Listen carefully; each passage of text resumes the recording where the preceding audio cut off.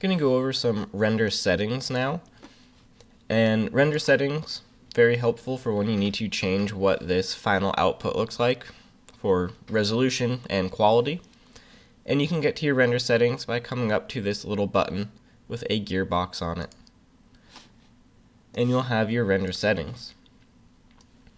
By default, it will be rendering at HD 540, which is half HD, 960 by 540. If you want to change the aspect ratio, so instead of having it in a horizontal, you want it vertical, you can just change these numbers, 540 and 960. And that can just be useful if you have a tall object that you want to render and not have as much wasted space.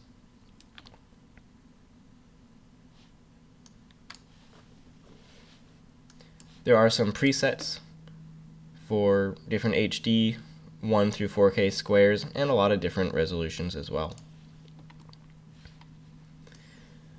When you're rendering, if you're getting a lot of little white spots everywhere, you want to come into the Arnold Renderer tab and turn up your camera AA, diffuse, or specular.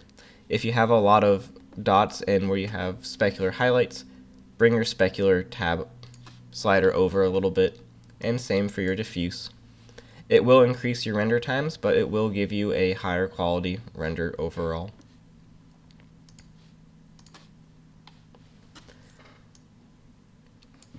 Right now we're rendering in what's called a beauty render, and it will have your highlights, your reflections, your color, everything in one.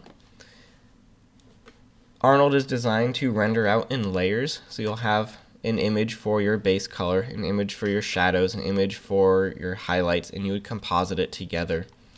We're not going to be doing much of that because it requires a lot more just other programs to make it look good, but we can do a very simple render layer, and it's called Ambient Occlusion. So I'm going to let this render finish so I have a good render of my color. You have the progress bar on the bottom right. Always make sure it is gone. That means it is 100%. And I'm going to save my image.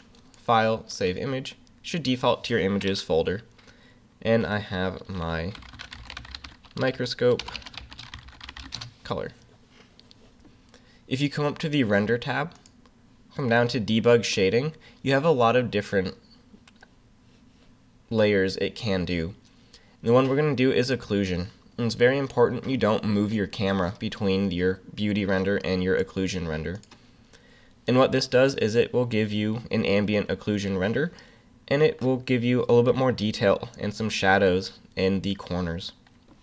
It renders much faster, and I'm going to save that out as well.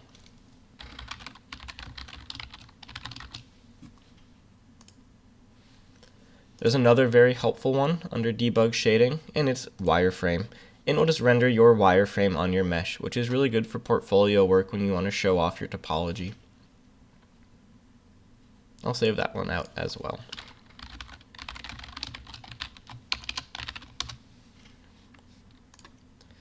And now we're going to put them together in Photoshop.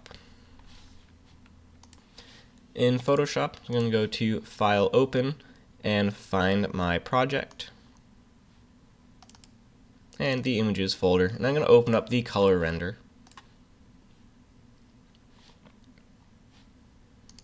And same thing, I'm going to open up the ambient occlusion render as well. This should be in the exact same location, and I'm just going to drag my ambient occlusion. I'm going to hold down Alt, left click, drag to my color tab, and then drop it in. It should line up by default, but if not, it does have some snapping tools to make it much easier. I like to toggle the layer on and off to make sure they are truly right on top of each other. And your ambient occlusion has to be on top of your layer stack. And all you have to do is go up to your layer blending where it says normal, and that means there's no blending between layers. I'm going to come down to multiply. And it will darken your background a bit, and will also put in a little bit more in your shadows around your image.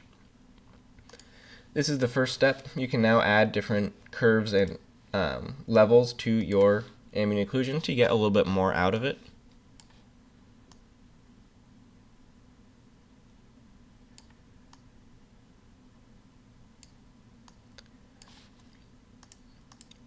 And you just want to get those shadows to be a little bit more noticeable. You can do something similar with your wireframe.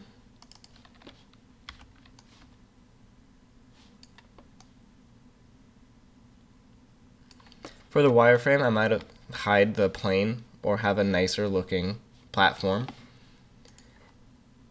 And you can cycle through and figure out which one looks best for your wireframe render as well. Overlay is usually what I go with, and you can also turn down the opacity a bit if it's a little bit too intense.